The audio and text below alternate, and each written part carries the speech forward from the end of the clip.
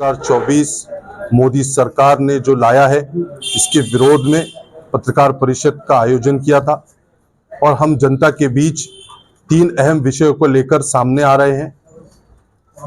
पहला विषय यह है कि ये जो बिल लाया गया, ये वक्फ जो मुसलमानों की मजहबी मामला है, जिसके जरिए मुसलमान को अधिकार है कि वो अपनी जायदाद, अपनी जमीन अल्लाह के राह के लिए वक्फ करता है, दान करता है, चैरिटी करता है और इसके जरिए वो गरीब, मिस्कीन, यतीम, बेवा इन लोगों को किस तरह फैज हो सकता है, इसका पर्पस, इसका इस्तेमाल किया जाता है।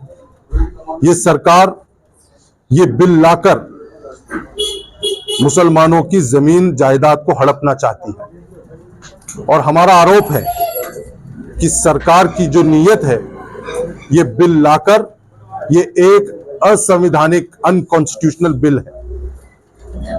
इस बिल का हम कड़ी तौर से विरोध करते हैं क्योंकि इसका जो संगठन है, जो वक्फ बोर्ड में इन्होंने कहा कि नॉन मुस्लिम भाई भी इसका मेंबर बन सकता है, इसका चेयरमैन बन सकता है, तो हो सकता है कि भविष्य में ये लोग अपने जहन के टट्टू बिठाएंगे और मुसलमानों की जायदाद, उनके मदारिस, उनके मस्जिद, उनके कब्रिस्तान की जो जमीन रहेगी उस पर कब्जा कर लेंगे। ये संविधान के विरोध में है, आर्टिकल 16 सब क्लॉज 5 के विरोध में है, इसीलिए हम इसका विरोध कर रहे हैं। आर्टिकल 25 का भी विरोध है, इसमें उल्लंघन हो रहा है। आर्टिकल 26 का भी विरोध हो रहा, उल्लंघन हो रहा है कॉन्स्टिट्यूशन का, तो हम इसलिए इसका विरोध कर रहे हैं।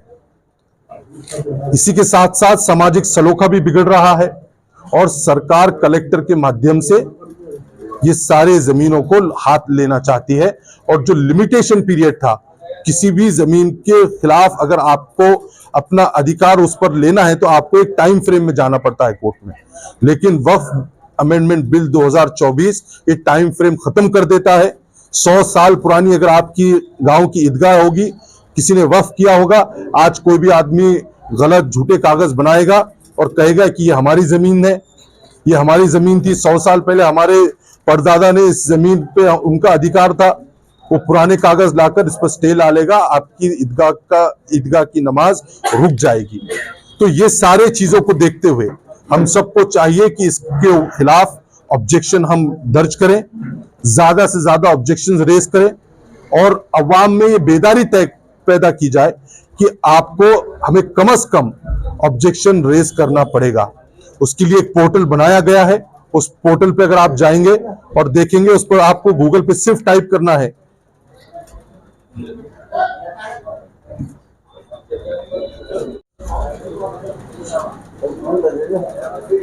वक्फ बिल 2024 आपको टाइप करना है, आपको ये पोर्टल खुलेगा, रिजेक्ट वक्फ अमेंडमेंट बिल 2024, इस पर आप क्लिक करिए।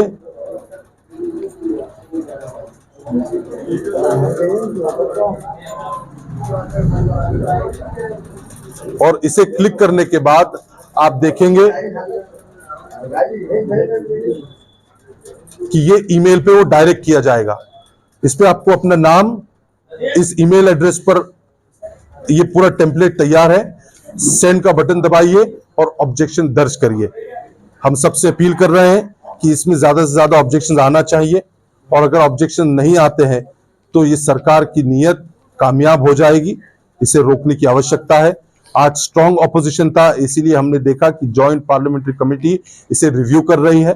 अगर ऑपोजिशन कमजोर होता तो 10 साल में इन्होंने जिस तरीके से पूरे बिल को पास करवा दिया, ये भी बिल पास हो जाता।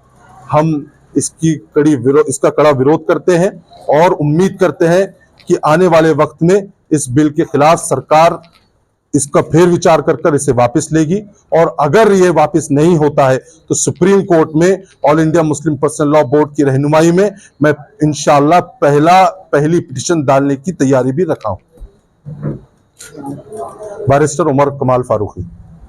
Subscribe now and press the bell icon. Never miss an update.